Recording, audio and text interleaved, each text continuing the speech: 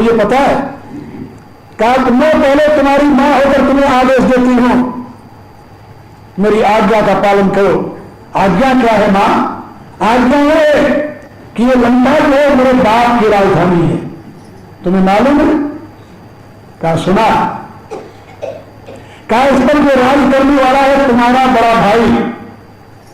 रावण के पिता की 3 स्त्रियां थी। रावण के पिता विश्रवा की 3 स्त्रियां थी।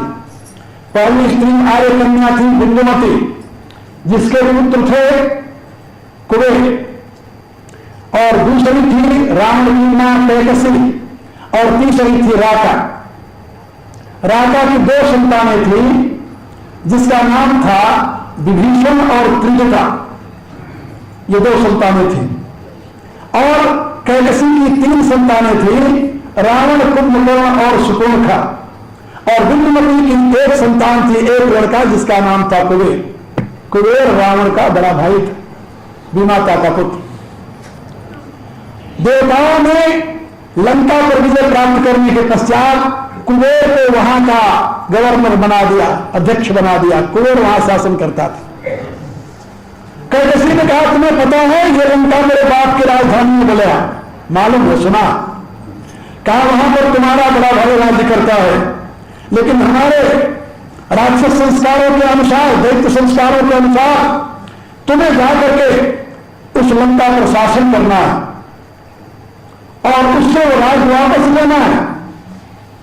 रावण ने कहा मां इसके लिए ये कहने की क्या जरूरत है? मेरे बड़े भाई का राज, मेरा अपना राज ले। उसने कहा नहीं, ये तुम्हारे संस्कारों में है, मेरे संस्कारों में नहीं। तुम्हारा कर्तव्य है मेरी आज्ञा का पालन करना, मैं जो कहूं उसको करना। कैकसी की आज्ञा का पालन करते हुए वाल्मीकि लिखते हैं कि ऋषि कुमार पहले कुबेर के पास जाकर के दूध भेजता है कि मेरे नाना की राजधानी खाली कर दो, नहीं तो मैं तुम पर आक्रमण करूंगा। कुबेर आकर के विश्रवा से कहते हैं पिताजी जरा आप छोटे भाई को समझाइए क्या कह रहा है। विश्रवा ने कहा कि वत्स मेरे से धर्म के नाते एक गलती हो गई है। गलती हो गई है कि असुर कन्या को हमने संतान दे दी है, तो असुर कन्या पिता का संस्कार उसका है। ये जानते हुए मैं धर्म संकट में आकर के उसको नहीं कर सका, और इसके बदले में अब वो अपना काम करेंगे और तुम्हें धीरे से लंका खाली करके चला जाना चाहिए।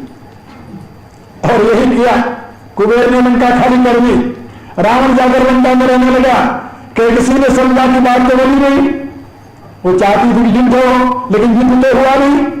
फिर उसने एक दिन रावण को बुलाया, कहा तुम्हें पता है पुष्पक विमान किसका है? कहा किसका है मां? कहा मेरे बाप का। कहा वो तो कुबेर के पास है। कहा वो कुबेर के पास जो है वो तुम्हारे नाना की संपत्ति है, तुम उसके अधिकारी हो। कहा कि तो हम अभी कह देते हैं कुबेर से लौटा दो। कहा ऐसे नहीं। कहा तो फिर? कहा मेरी आज्ञा है तुम अलकापुरी पर आक्रमण करके उसको अपने पौरुष से जीत कर लाओ। वीर व्यक्ति किसी से भिक्षा नहीं मांगता, मानेगा। उसके दिमाग में बात आ गई। तुलसीदास लिखते हैं एक बार कुबेर पर धावा, पुष्पक जान जीत ले आया। यहां शुरू हो गया देवासुर संज्ञा। मेरे कहने का अभिप्राय कि ऋषि कुमार मां की आज्ञा मान करके राक्षस बन गया, गलत रास्ते पर चल पड़ा। अब मां की आज्ञा मानना धर्म है या धर्म? जैसे रावण मां की आज्ञा मान करके राक्षस पदवी को प्राप्त कर लिया, ऐसे यदि कैकसी कही राशि, नाम राशि कैकई रावण की मां का क्या नाम था दो? कैकसी। और भरत की मां का क्या नाम था? कैकई। यदि कैकसी का अनुकरण जैसे रावण ने किया, ऐसे कैकई का अनुकरण भरत कर लेते तो क्या होता? दोनों की स्थिति एक थी। राम जैसे कैकई के, महाराज दशरथ के बड़े रानी के पुत्र हैं, विमाता के पुत्र हैं, ऐसे बिल्कुल ऐसे रावण की विनाता का पुत्र कुबेर है। बिल्कुल ऐसे जैसे रावण की मां ने कुबेर को पीड़ित करने के लिए अपने पुत्र को आदेश दिया और उसने स्वीकार कर लिया, उससे राज छीनकर उसके ऊपर बैठ गया। कैकेयी ने भी यही किया था। कैकेयी ने भी धोखे से अपने पति से वर मान करके अपने पुत्र के लिए राज्य की प्रतिष्ठा कर ली थी। यदि महात्मा भरत कैकेयी की बात मान जाते तो क्या होता, सोचिए जरा। फिर रामायण होती या रामायण होता है? इसलिए मैं आपको बता रहा था कि धर्म क्या है इसका निर्णय करना बड़ा मुश्किल है। कभी कभी मां की आज्ञा का उल्लंघन करना ही धर्म होता है और कभी मां की आज्ञा का पालन करना धर्म होता है। कभी मां की आज्ञा मनुष्य को नरक में डाल सकती है और कभी मां की आज्ञा मनुष्य को स्वर्ग पहुंचा सकती है, उत्थान की दिशा दे सकती है। लेकिन मां की कौन आज्ञा माननी चाहिए? शास्त्रों में तो कह दिया मां तंदोर हो। बाप की कौन सी आज्ञा माननी चाहिए? ये चिंतन का विषय है। यदि आपने अंध होकर के उसका अनुकरण किया तो आप पतित भी हो सकते हैं। हम देखते हैं रामायण में, महाभारत में देखते हैं और धर्मशास्त्र में देखते हैं 6 काम ऐसे हैं जिनको करने वाला आतताई कहा जाता है। उसमें पहला काम है अग्निदो गर्भस्य शस्त्रपाणी धनर कहा क्षेत्र द्वारा भरता से शरीर आतताई है। उसमें सबसे पहला काम है घर में आग लगाने वाला अग्निदो। दूसरे के घर में आग लगाने वाला आतताई है। तो हनुमान जी ने सारी लंका फूंक दी, आप उनको क्या कहेंगे? क्या कहेंगे? ये कहेंगे कि वो आतताई है? नहीं, कोई नहीं साहस कर सकता। बल्कि हम स्तुति करते हैं आदाय लंका नमामितं प्रांजलिरांजनेय। हम हाथ जोड़कर उनकी स्तुति करते हैं कि आपने लंका को फूंक दिया। क्यों? कारण क्या? इसलिए कि हनुमान का उसमें कोई स्वार्थ नहीं था। हनुमान ने तो केवल अपने स्वामी के कार्य की सिद्धि के लिए जो कुछ किया वो सब उसी के लिए किया। उनका अपना कोई स्वार्थ नहीं है।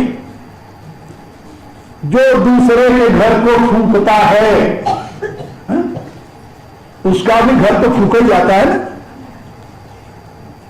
और जो दूसरे के घर को फूंकता है, किसके घर को फूंकता है? जो निर्बल हो गए हैं। तो दुनिया में एक सबल शक्ति भी है, वह सबल शक्ति उसके बदले में उसका भी घर फूंक करके बताती है। राम क्या करता था?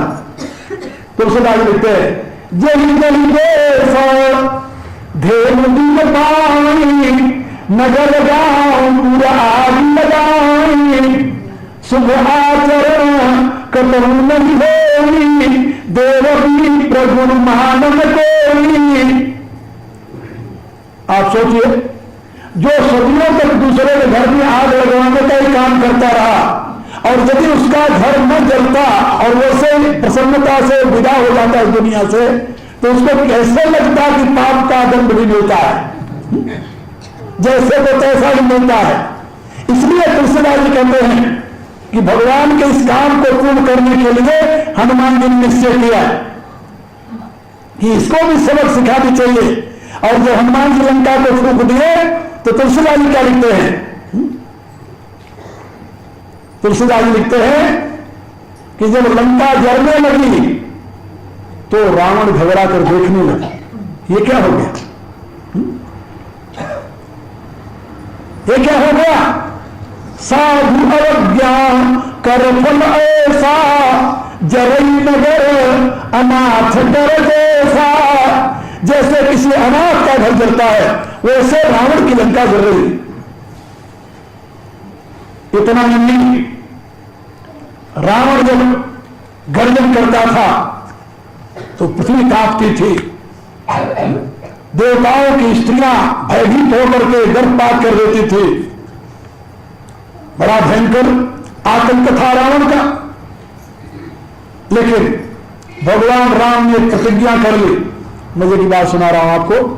भगवान राम ने प्रतिज्ञा कर ली, निश्चर ही न करूं नहीं भूज उठाई प्रणकीन सकल मुनि के आश्रम जाय जाय सुख दीन। प्रतिज्ञा तो कर ली, लेकिन भगवान राम की एक एवं प्रतिज्ञा है कि जो व्यक्ति समर में नहीं आएगा उसको मैं नहीं मारूंगा। समर मुख में हतऊ नकारू, जो समर भूमि में नहीं आए उसको मैं मारूंगा नहीं। फिर निश्चय ही कैसे होगा भाई? छोटे छोटे बच्चे तो समर में नहीं आएंगे युद्ध करने, और यदि निशाचरों की औलाद जीवित रही तो आपकी प्रतिज्ञा क्या करेगी? निश्चय ही करो, मेरी प्रतिज्ञा है। हनुमान जी ने कहा कि प्रभु का एक काम मैं पूरा करूंगा ये काम मैं पूरा करूंगा। जब लंका को फूंक दिया तुलसीदास लिखते अपने किताबी में कि जब वहां पर छोटे छोटे बच्चे स्त्रियां भगने लगे तो हनुमान जी ने अपनी चारों तरफ से पूंछ घेर ली और सबको इकट्ठा कर लिया और पूंछ में लपेट करके जात धान बाल वृद्ध जब तिल धान है और स्वाहा स्वाहा हा कर हुके हनुमान है, सबको उठाकर जल हुई आग में डाल दी। कहा उस समय तो निपट गए, बाकी बाद में कहते हैं स्त्री गर्भवती नहीं हुई। कहा हुई, कहा उसका क्या किया? तो हनुमान जी ने जब लंका जला करके वहां से प्रस्थान किया तो तुलसीदास लिखते चलो तो महाभूमि गरज उधारी। इतनी जोर की गर्जना की कि सारी स्त्रियां जो गर्भवती थी डर के मारे गर्भ श्रवणी सुनी निश्चर नारी, सबके गर्भ गिर गए, वो भ्रूण बालक भी समाप्त हो गए। कहा बाद में कोई गर्भवती नहीं हुई क्या? बोले नहीं हुई, लेकिन मंदोदरी कहती है रावण को समझाते हुए कि समझत दास दूत की करनी श्रवणी निश्चर घरनी। हनुमान जी की करनी याद करके राक्षसों की स्त्रियों का जन्म मिल जाता है। बर्थ कंट्रोल हो गया। मेरे कहने सुन रहा है, आप इसे क्या कहेंगे? भगवान के कार्य की सिद्धि में हनुमान जी प्रत्येक कार्य करने के लिए तत्पर है। वहां धर्म एक है, क्या? राम का, यही धर्म है उनका और कोई धर्म नहीं। जो कुछ करते हैं अपने प्रभु की इच्छा की पूर्ति के लिए करते हैं, बस। हमारे प्रभु की प्रतिज्ञा पूरी हो गया। मेघनाथ जब बांध करके रावण के सामने ले गया हनुमान जी को, सुंदरकांड आप लोग पढ़ते हैं, तो हनुमान जी से रावण ने पूछा भाई क्यों मारा तुमने, बाधिका क्यों उजारी? तो अपना उत्तर दिया, कहा प्रभु खाए फल प्रभु लागी भूखा, भूख लगी थी तो मैंने फल खा लिया। भूखेगा आहार पर अधिकार होता है, हम तुम्हारी तरह मांस तो खा नहीं सकते थे, फले खाते आगे, तो फल लगा हुआ था मैंने खा लिया। कहा तुमने वृक्ष क्यों तोड़े? कहा कपि स्वभाव ते तोड़ो रूखा, कहे तो हमारी जाति का स्वभाव है, जब फल खाते हैं तो डाल पकड़ खींच रहे थे, टूट जाती है अपने आप।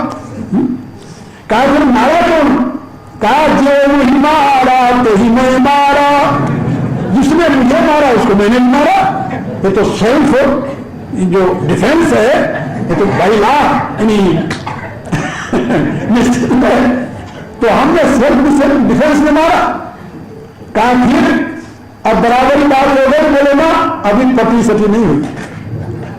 जो मारा सही में मारा तापर बांधो तनय तुम्हारा, जिसने मुझे मारा उसको मैंने मारा, लेकिन तुम्हारे पुत्र ने मुझे बांध करके एक और पहल की है अपनी तरफ से। काफिर कहा इसका बदला बाकी।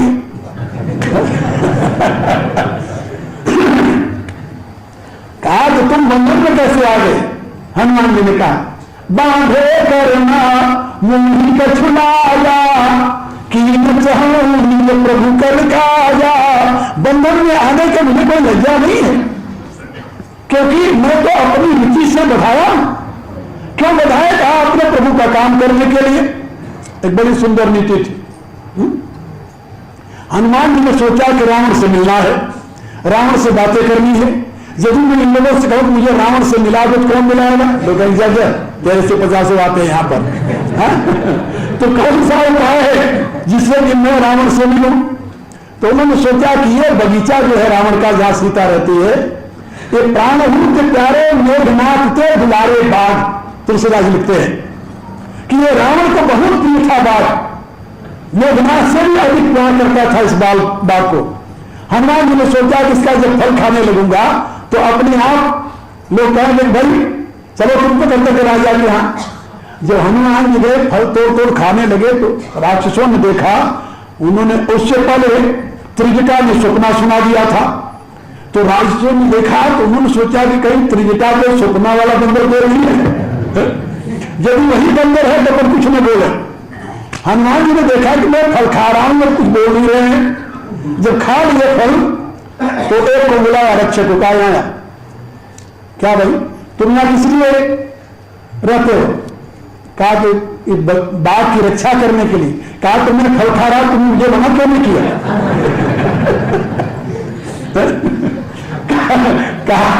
कहा यार भूखे थे, फल खा रहे थे, इसलिए मना नहीं किया। कहा तुमने जब दाल तोड़ने लगा तब क्यों नहीं मना किया? इसलिए तुम लोग सही स्वामी भक्त नहीं हो। इतना कहकर उन्होंने मारना शुरू किया। मारना शुरू किया तो वो दौड़ करके गए। जो उसका हेड था वो आया, उनसे बताया मुझे मारा है, दाल भी खाया, फल भी खाया, वृक्ष भी पारा और मारा भी। युद्ध हो गया। हनुमान जी ने सोचा कि यही एक रास्ता है, आप लोग कहीं अपना लेना है रास्ता। यदि आपको किसी मंत्री से मिलना है और जहां पहुंच गए उसके दरवाजे पर और बाहर जो गेट कीपर खड़ा हुआ है, बातचीत बिना किए उसे 2 लपड़ मारो, अपने आप को पकड़ ले जाएगा। देखो मंत्री साहब नीति ठीक नहीं है, लेकिन हनुमान जी ने अपनाया और उन्होंने मार करके अपने आप मेघनाथ आया और बांध करके उनको ले गए रावण के सामने। उन्होंने कहा कि ये तो मैं अपने प्रभु का काम करने के लिए, काम क्या करना था तुम्हें समझाना, इसलिए तो तुम्हारे पास आने के लिए यही तरीका था मेरे पास, और कोई दूसरा तरीका नहीं था। तो बांधे करना मोही कछुला जा कीमत निज प्रभु कर काजा। कहा तुम्हारे प्रभु का काम क्या है? कहा वही तुम्हें करने जा रहा हूं। विनती करूं जोड़ी कर रावण सुमन तभी मोर सिखावन। कहा तो हनुमान जी ऐसे राम भक्त उसकी प्रार्थना विनती करो। क्या विनती क्यों करते हैं? एक दिन मैंने बताया था कि उनका कजन ब्रदर है, बड़ा भाई है, बड़े भाई के सामने विनती नहीं करते और क्या करते? लेकिन उसने कहा जरूर कि मैं अपने इस बांधे का बदला अवश्य लूंगा। और बाजे बदला बांधे किस रूप में लिया? लंका को फूंक। मेरे कहने लगता है कि हनुमान ने जो जो काम किए हैं अपने प्रभु के लिए किए, और उनके कार्य को आप देखें तो आपको लगेगा कि ये तो अधर्म है। यदि हनुमान जी सोचते कि ये अधर्म है, यदि इतने धर्म भीरू होते, धर्म की यथार्थ मीमांसा हनुमान न जानते होते, तो शायद ही लंका पर विजय प्राप्त होता। इसलिए मैं आप लोगों को बता रहा था कि धर्म क्या है, अधर्म क्या है, इसका निर्णय करना बड़ा मुश्किल है, बहुत मुश्किल है। मर्यादा पुरुषोत्तम भगवान राम के जीवन को देखिए, लक्ष्मण के जीवन को देखिए, भरत के जीवन को देखिए, हनुमान के जीवन को देखिए। तुलसीदास जी लिखते हैं अपनी रामायण में, जानी है शंकर हनुमान लखन भरत राम गग। इनके जीवन को देख करके आप धर्म अधर्म का निर्णय लीजिए, कहीं आप लकीर के फकीर मत बनिए। यदि आप ये सोचेंगे कि पहले ऐसे होता हुआ इसलिए धर्म है, तो आप धोखा खा सकते हैं। आप रावण की तरह ऋषि कुमार से राक्षस बन सकते हैं। इसलिए बड़ी सावधानी के साथ धर्म का चिंतन कीजिए। रामायण में तुलसीदास जी ने पदे पदे उस विवेक सम्मत धर्म की व्याख्या की और उन्होंने बताया कि धर्म में 2 बातें याद रखिए। आपकी दृष्टि अपने लक्ष्य पर हो, और लक्ष्य को कैसे प्राप्त किया जाए इसके लिए अनेकों मार्ग हो सकते हैं, एक नहीं। लक्ष्य यदि आपका ठीक है तो मार्ग यदि थोड़े देर के लिए लोगों की दृष्टि में गलत दिखाई दे तब भी वो गलत नहीं होता। बात समझे? ये वैदिक विज्ञान है। एक दिन एक सज्जन मेरे से कहने लगे कि यहीं पर हम डिफर करते हैं गीता से और इस भगवान कृष्ण से। क्या डिफर करते हो भाई? तो एक पुस्तक लिखी है गांधी जी के एक भक्त ने कि गांधी कृष्ण से बड़े थे। गांधी जी जो थे ये भगवान कृष्ण से श्रेष्ठ थे। किस मामले में श्रेष्ठ थे? कहा भगवान कृष्ण लक्ष्मी पूर्ति के लिए मार्ग की महिमा को स्वीकार नहीं करते थे, लेकिन गांधी जी ने कहा कि यदि तुम्हारा लक्ष्य ठीक है तो मार्ग भी ठीक नहीं है तो तुम कभी लक्ष्य तक नहीं पहुंच सकते। और कृष्ण कहते हैं कि तुम्हें अपने लक्ष्य तक पहुंचने के लिए मार्ग जो प्रशस्त हो उसको अपनाओ। मैंने उनसे पूछा, हम कहा गांधी जी मार्ग की पवित्रता स्वीकार करते हैं और भगवान कृष्ण मार्ग की पवित्रता को अस्वीकार करते हैं, तो वेदांत सम्मत सिद्धांत क्या है? वो कहने लगे कि सत्य के बिना सत्य को तुम कैसे पा सकते हो? मैंने कहा जरा सावधानी सोचिए, आपका शरीर सत्य है? बोले नहीं। हम कहा मन बुद्धि इंद्रियां सत्य हैं? बोले ना। हम कहा फिर इस असत्य शरीर से, अपवित्र शरीर से, नाशवान शरीर से आप अविनाशी परमात्मा को पाने की चाह कैसे रखते हैं? उनके पास कोई उत्तर नहीं। ये तो अध्यात्म की बात है। उनका और धर्म किसकी बात है? धर्म बात किसकी है? ये शरीर तुम्हारा नाशवान है और इस नाशवान शरीर से तुम क्या पाना चाहते हो? अविनाशी परमात्मा। मीन्स क्या है? सत्य है या असत? सोचो पहले, आपका जो मीन्स है, साधन है, वो सत्य है असत है? असत है। वो अविनाशी है, नाशवान है? नाशवान है। वो पवित्र है या अपवित्र है? कोई दुनिया के व्यक्ति ये दावा कर सकता है कि मेरा शरीर हमेशा पवित्र रहता है? मलमूत्र मज्जा रुधिर पान तान समान सब अपवित्र है। तापर रुचिर पर्दा लगा यह खेल परम विचित्र है। तुम धोते हो तो पर्दे को धोते हो या अंदर को धोते हो? इस मर के भान्य शरीर से, इस अपवित्र शरीर से, इस नाशवान शरीर से, इस असत शरीर से वेद का निर्देश है तुम सत्य को प्राप्त करो। भला तुम इस संसार में रह करके कौन सा तुम्हारे पास पवित्र साधन है जिससे तुम पवित्र को प्राप्त करोगे? इसलिए भगवान कृष्ण यथार्थवादी है। यथार्थवादी हम देखते हैं हमारे यहां धर्म की यथार्थ व्याख्या की गई है और यह बताया गया लक्ष्य तुम्हारा ठीक हो, लक्ष्य तुम्हारा परमात्मा है यदि तो इस नाशवान शरीर का उपयोग करके तुम परमात्मा को प्राप्त कर सकते हो। ये शास्त्र का निर्देश है। और यदि लक्ष्य तुम्हारा परमात्मा नहीं है, नाशवान पदार्थ है, तो नाशवान शरीर से तूने नाशवान पदार्थ पाया, कौन सी कमाई कर ली? क्या कमाई कर ली? हाँ, इस नाशवान शरीर से यदि तुम अविनाशी को प्राप्त कर लो तो तुम बुद्धिमान कह जाओगे। यही किसकी मानता है? तो लक्ष्य तुम्हारा यदि ठीक है तो तुम अपने साधन के प्रति किसी प्रकार का दुराग्रह मत रखो। मेरे कहने का प्राय धर्म की यह सीख है, ये धर्म का सिद्धांत है।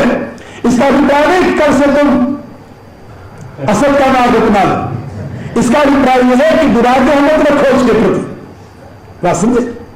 जिस समय तुम कोई भी कार्य करो, यदि तुम्हारा लक्ष्य उन्नत है, उत्तम है, तो तुमसे कभी अहितकर कार्य हो ही नहीं सकता। क्योंकि अहितकर कार्य होते हैं, अधर्म में कार्य होते हैं स्वार्थ के नाते। जहां स्वार्थ है वही अधर्म है, जहां स्वार्थ नहीं है वहां अधर्म नहीं हो सकता। भगवान कृष्ण की शिक्षा महाभारत में पढ़ो।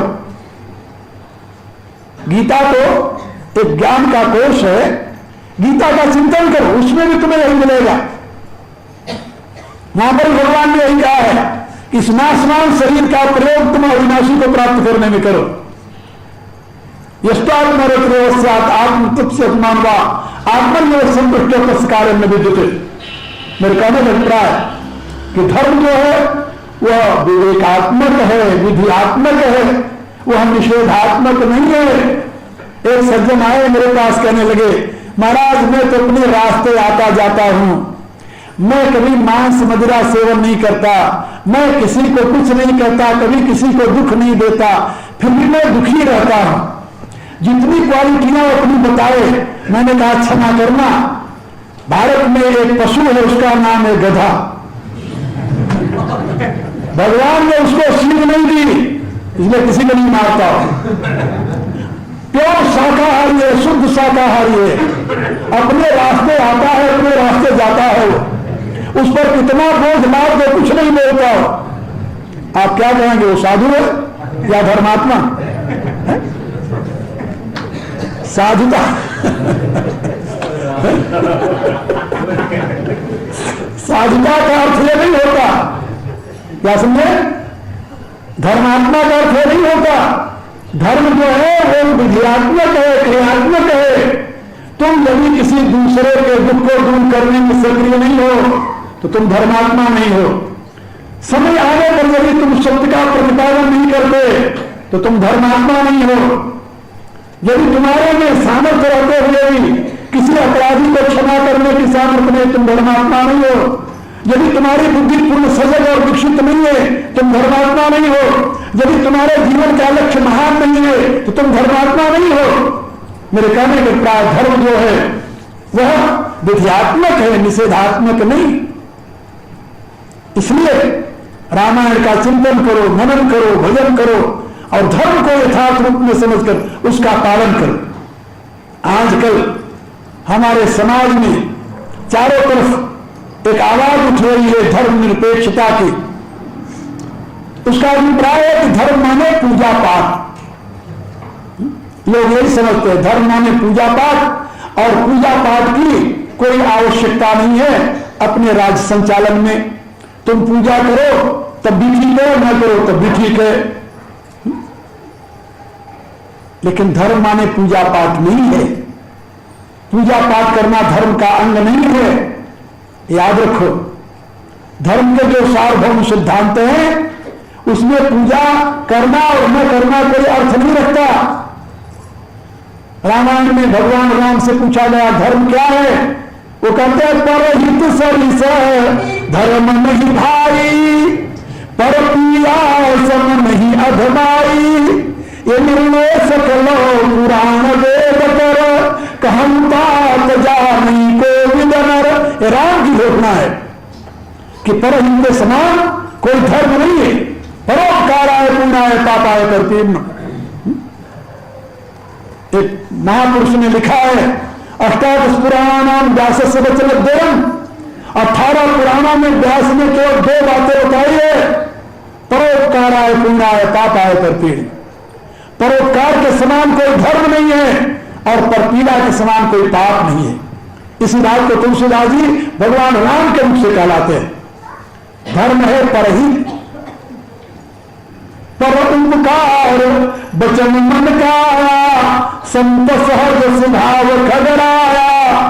जो धर्म के साकार मूर्ति होते हैं उनको संत कहा जाता है। गीता में उन्हें संत कहा है और उनका नियम होता है परोपकार, मन से, वचन से, कर्म से। परहित में निरत रहना ही धर्म है। भला आप बताइए, इस प्रकार के धर्म का व्रत लेने वाला व्यक्ति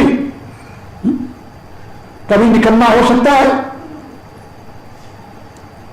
इसलिए मैं आप लोगों से निवेदन कर रहा था कि धर्म विधियात्मक है, धर्म क्रियात्मक है, धर्म नकारात्मक और निषेधात्मक नहीं है। आप लोग रामायण के पात्रों के जीवन को देखते हुए उस क्रिया और विधि को अपनाकर धर्म का अनुसरण करें। इसी में आपका कल्याण है। समय हो गया मेरा 1 घंटे का, अब प्रार्थना कर लें। यदि प्रेम प्रभु से चाहता, अभिमान को तजता करो, छोड़ सब और माननित, हरि नाम जप दिन रात रे, संसार के वैभव सभी जलती आगरे त्यागरे सुख सुपन का प्रीति निशाय बजागरे नाते सभी तन से किए माँ बाप पुत्र कलत्रये साथी सहोदर अपन को भूला फिर लखयत्र व्यर्थ ही ममता किया माँ अंत को सुन लागरे तू देख आँखें खोल के प्रीति निशार बजागरे प्यारे तुम्हारे प्रेम के जो पात्र हैं संसार में ले जाएंगे सब एक दिन बज के तुम्हें मझधार में साथी न होगा तन तेरा जिससे अधिक अनुराग रे